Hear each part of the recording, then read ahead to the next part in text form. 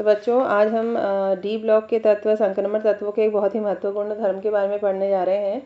और वो क्या है कि ये कलर्ड होते हैं, रंगीन होते हैं। तो क्यों होते हैं, इससे पहले आपको कलर्स के बारे में, रंगों के बारे में बताना चाहूँगी कि जो श्वेत प्रकाश होता है ये 7 रंगों का मिश्रण होता है।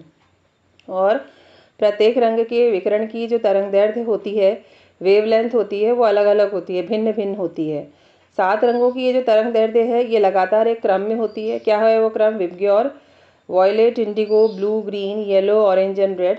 यदि कोई ऐसी वस्तु है जो सभी रंगों को अवशोषित कर ली है तो वो हमें ब्लैक दिखाई देगी, काले रंग की दिखाई देगी। और अगर अवशोषित नहीं करेगी तो या तो हमें श्वेत दिखाई देगी या फिर वो रंगहीन दिखाई देती है। तो कोई वस्तु फिर कलर्ड कैसे दिखाई दे रही है?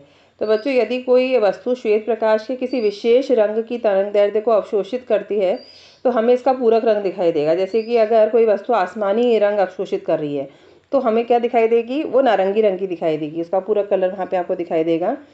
तो बच्चों, संक्रमण धातु के बारे में अगर हम बात करें तो ये संक्रमण धातु परमाणु या आयन में उपस्थित जो पांचों जो डी कक्षक होते हैं इनकी ऊर्जा एक जैसी होती है और इन्हें हम समभ्रंश कक्षक कहते हैं।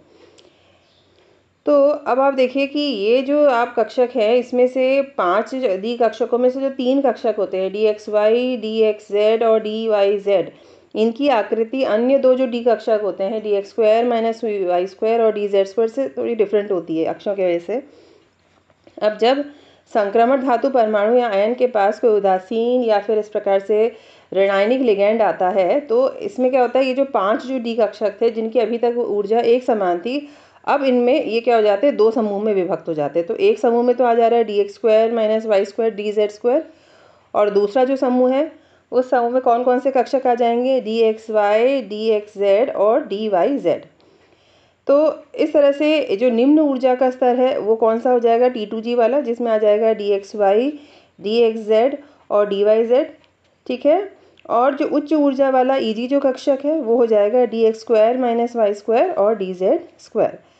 तो अब ये जो आंशिक भरे हुए n-1 डी कक्षकों में से एक या अधिक इलेक्ट्रॉन क्या करेगा, इसका संक्रमण निम्न ऊर्जा युक्त डी कक्षक से कहाँ हो जाएगा? अब उच्च ऊर्जा वाला जो डी कक्षक है मतलब EG वाले में संभव हो जाएगा, क्योंकि इनके बीच में जो ऊर्जा का अंतर होता है वो बहुत कम होता है। अब ये जो तुम्हारा जो कम ऊर्जा का अंतर है किसके बीच में? EG और T2G के बीच में। तो ये कम ऊर्जा युक्त अंतर युक्त जो प्रकाश स्पेक्ट्रम के दृश्य क्षेत्र में से संबंधित होता है।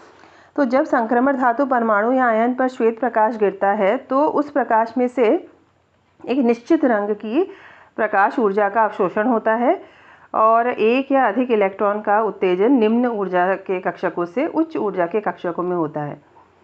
तो आप जो 3 मैंने आपको बताया था, 3 कक्षक D x Y, D x Z और डी वाई जेड, जो T2G है निम्न ऊर्जा स्तर से उच्च ऊर्जा स्तर EG d x square minus y square d x square में हो जाता है।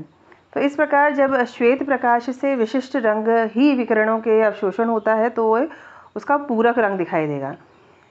तो इस प्रकार हम कह सकते हैं कि संक्रमण धातु परमाणु या आयनों में रंग का जो प्रदर्शन होता है वो डी इलेक्ट्रॉनों के संक्रमण, डी क्यों कह रहे हैं? क्योंकि डी के ही कक्षक से दूसरे डी कक्षक में जा रहा है, उनका विपाटन हो गया है तो 3 एक साथ हो गए, 2 एक साथ हो गए, इसे ही हम डी संक्रमण कहते हैं। और यही कारण है कि संक्रमण धातु हमें रंगीन दिखाई देते हैं।